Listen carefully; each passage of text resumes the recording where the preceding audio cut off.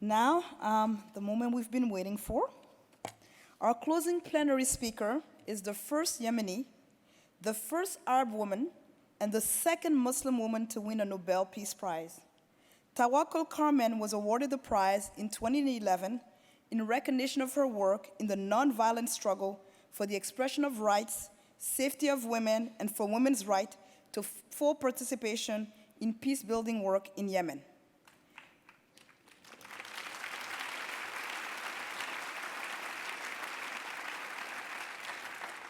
She is a human rights activist, journalist, politician, the president of Women Journalists Without Chains, and senior member of the Al-Islah political party. Bold and outspoken, Tawakkol Karman has been in prison on a number of occasions for her pro-democracy, pro-human rights protest. Among Yemen's youth movement, she is known as the mother of the revolution, the Iron Woman, and recently the Lady of the Arab Spring. A journalist by profession and human rights activist by nature, Karman responded to the political instability and human rights abuses in Yemen by mobilizing others and reporting on injustices. She has entered into many dialogues and written several articles calling for abandonment of extremism, violence, and terrorism, for the dialogues between religions, sex, and coexistence between the peoples, cultures, and civilizations. Please join me in welcoming the Lady of the Arab Spring and Nobel Human Rights activist Tawakkol Karman to the stage.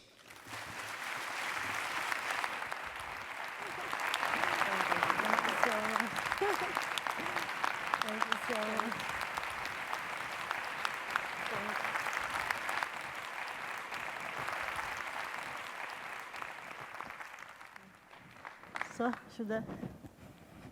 should I start? Assalamu alaikum. Peace be upon all of you.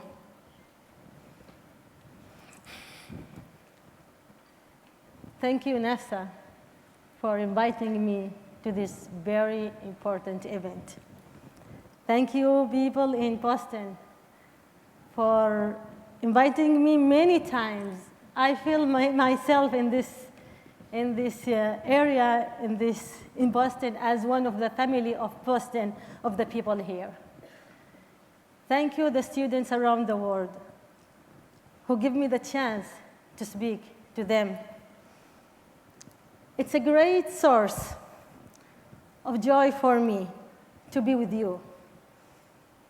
And the cause of my happiness is that I hold a special appreciation for students and those who sit to learn and gain knowledge.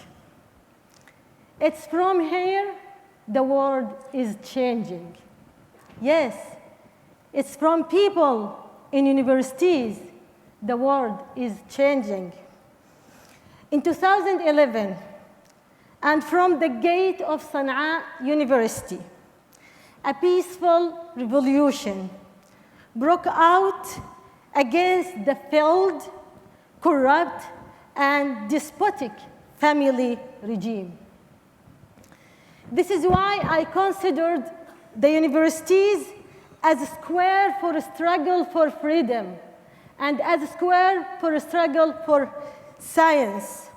Freedom and science are the two essential issues occupying the forefront a nation that wants progress and prosperity. In developed countries, including the United States, there is belief in the importance of freedom and justice and science together. Unlike the countries that adopt repressive and exclusionary policies, they often fight the freedom and insult the science.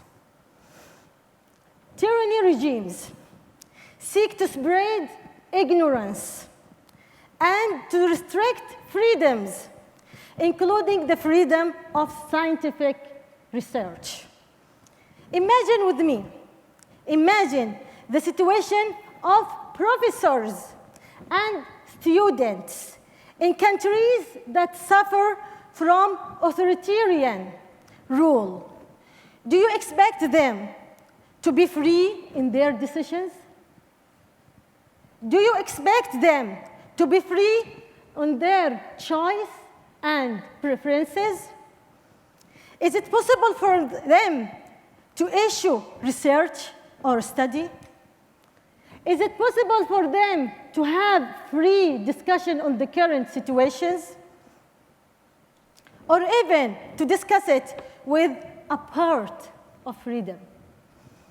Here, you elect, for example, the students' unions, leaders, without instruction from above. Do you expect that these democratic model will be located in universities in the authoritarian states? Certainly no. Unfortunately, certainly no. The universities in the tyranny countries are suffering. The universities in the tyranny countries are suffering. There is no scientific freedom, as well as there is no political freedom. Let's talk frankly. The totalitarian regimes consider universities to be a suspicious place. They plant spies around the universities, and they are proud of that. They place the laws and regulation that restrict any attempt to have freedom of speech. The political despotism is not only monopolize the politics, but extends to control all walks of life, particularly the schools and universities. There are a lot of students been arrested and killed. There are a lot of professors been killed and arrested. Most of them, a lot of them, they are in prison on charge, especially the professors, on charge of promoting and spreading destructive ideas. But when you look to the destructive ideas, you will find another ideas. You will find the ideas of freedom, the ideas of democracy, the ideas of equality, the ideas of peace, the ideas of good governance. In Yemen, when the militia of al-Houthi and the ousted President Ali Saleh occupied the capital, Sana'a, and other provinces on September 21st, 2014, they kidnapped thousands of students who were expressing their rejection of the presence of the militia inside the university, inside Sana'a University. Most of the students were kidnapped and tortured. The professors who were talking openly against what is happening were threatened. Some of them also were arrested. Do you imagine that anyone will remain free under the control of militia? Will there remain lectures, lessons, or even students? As you know, al-Houthi militia, the militia of al-Houthi and the militia of the ousted President Ali Saleh, recruit children, putting them in the front of the battle. This behavior, as much as it represents and violation against childhood and humanity, it also represents a threat for the future. These children will not be able to return to the school. These children will not be able to restore their normal life. It will be very important to rehab them anew. So, the university community is one of the conscientious and rational society. So it remains the primary rule to support the values of democracy and freedom, and to modernize the social as well as, and to modernize the society, as well as to continue the scientific innovation movement. If this is available in a democratic countries, like, for example, United States, the situation is not, unfortunately, is not like this way in the authoritarian states that impose most university professors to be mouthpiece of the dictators, to be the mouthpiece of repressive policies, under fancy and unreal slogan to mislead people away. And the even more dangerous rules that some of them play is spying on their students. Here, I put highlight on the statement of one of the doctors in Arab countries. He said that he has a spy inside the students in the university to provide him with the information. He makes a statement in the media. Non-democratic regimes seek to contain the universities and to gain control professors and students. But history teaches us that any success in this area doesn't last long, doesn't continue. Something inside universities and in the heart of the student tends to rebellion and freedom. And if teachers and professors who realize their rule, their real rule, are found, the result will absolutely be great.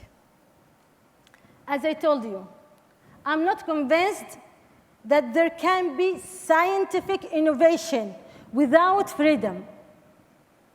There can't be scientific innovation without freedom. And I think that many people of you and many people around me, around the world, like me, have the same conviction. In the Arab world, there is a growing belief in the importance of change, despite the challenges that stand in the way. In late 2010 and early 2011, the Arab people decided to remove the shame of engulfed them decades ago, the shame of tyranny. The shame is injustice. The shame is arresting the opponent. The shame is insulting them in a severe manner.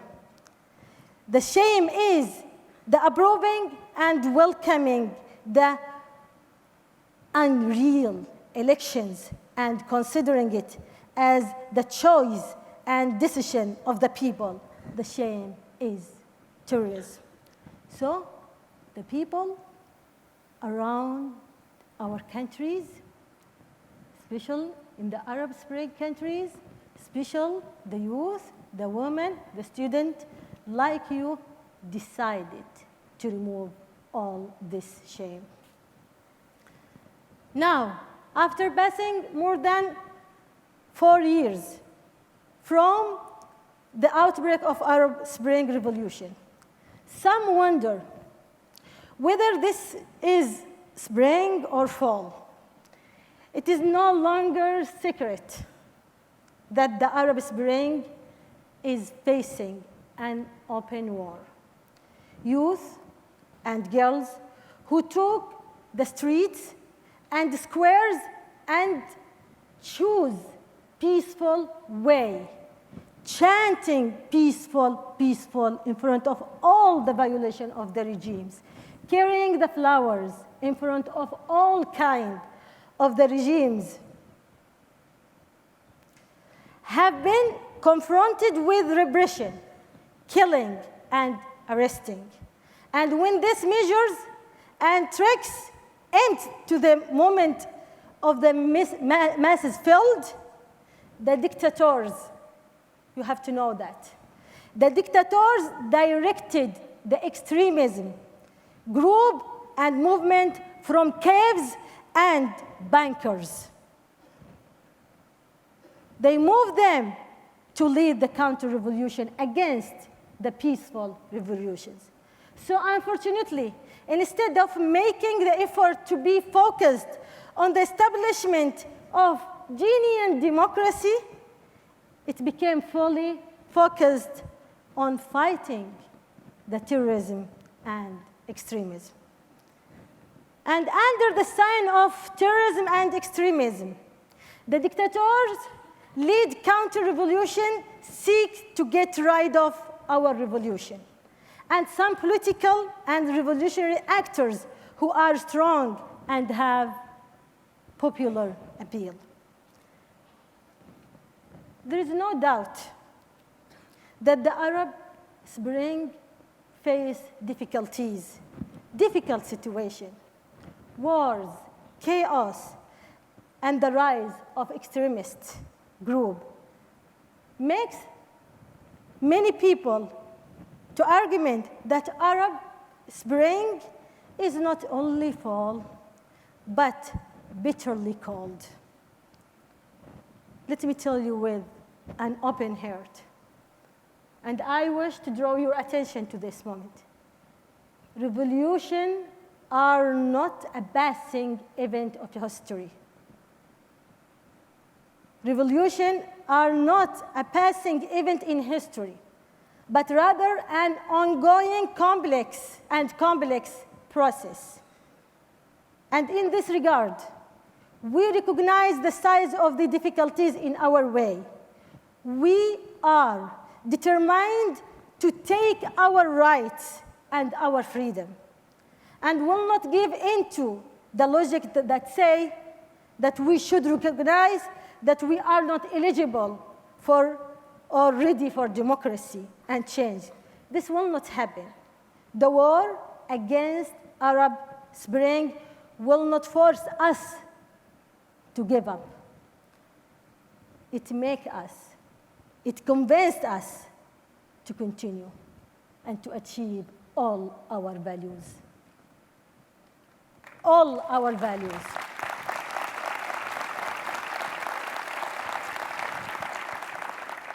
We will not give up. We know that every great revolution followed by counter-revolution. And we know how to face this counter-revolution.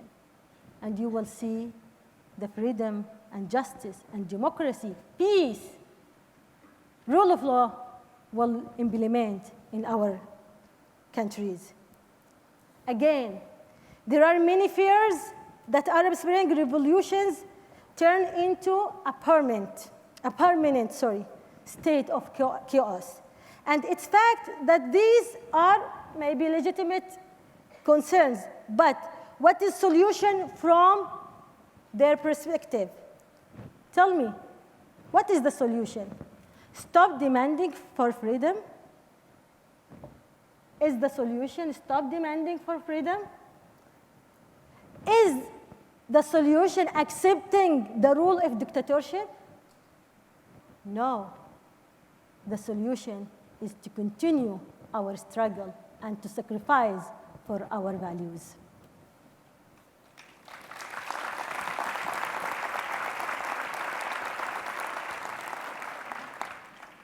I think that the continuing peaceful struggle and taking the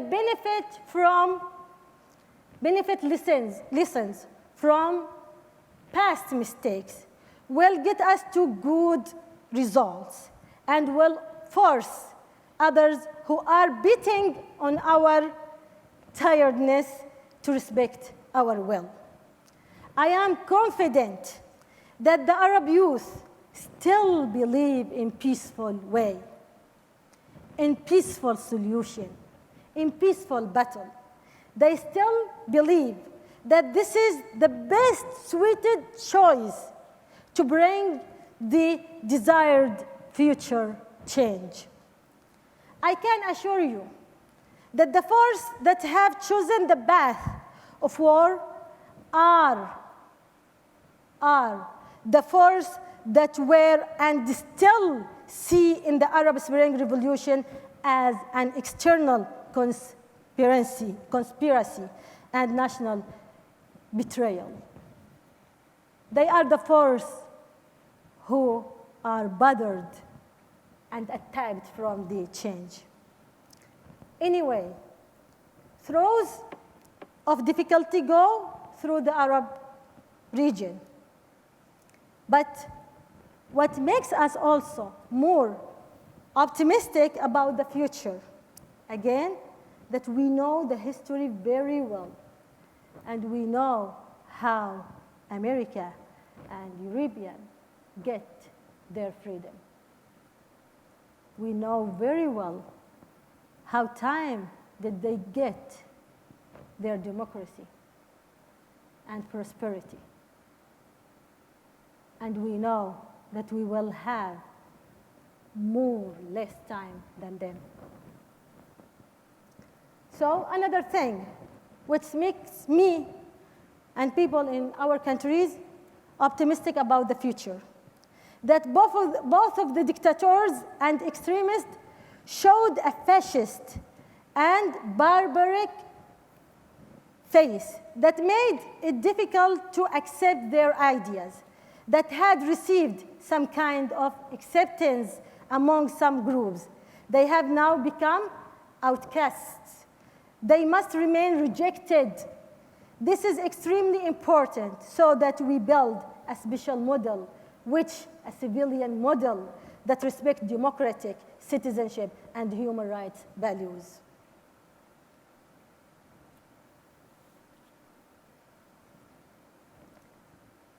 What raises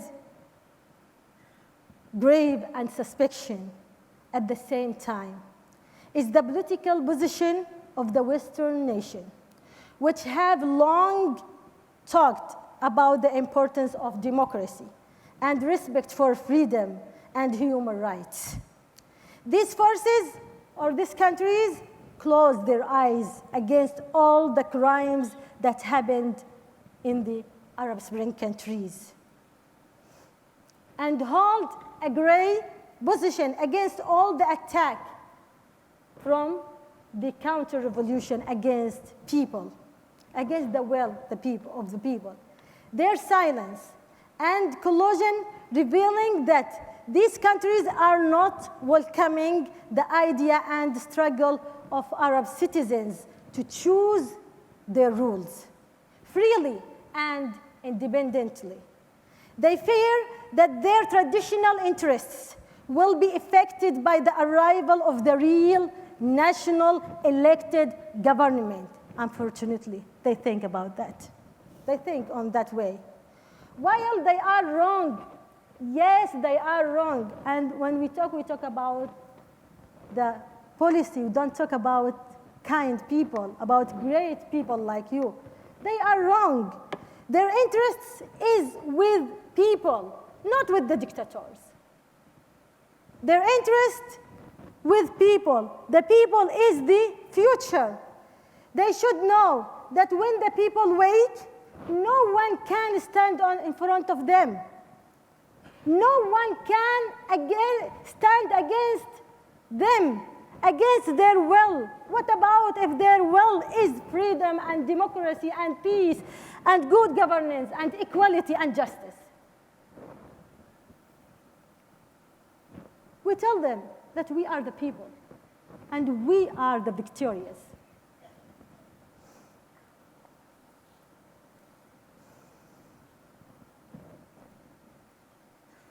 Before I conclude the lecture, or I will make it when they say it in the answers of the question, but I will conclude the lecture on small phrase to all people inside universities, students, professors, people in NAFSA, people who are caring for knowledge. Your struggle is our struggle. Your struggle for spreading knowledge around the world is our struggle for freedom and democracy. Our struggle for freedom and democracy is your struggle for the knowledge. You will not reach to the knowledge, freedom without the freedom of speech, the freedom of expression, without a democratic state. So be with the people, with the demand of people around the world, especially in Arab countries who are fighting, struggling, sacrificing for their freedom and knowledge. Thank you so much. Wassalamu alaikum wa rahmatullahi wa barakatuh.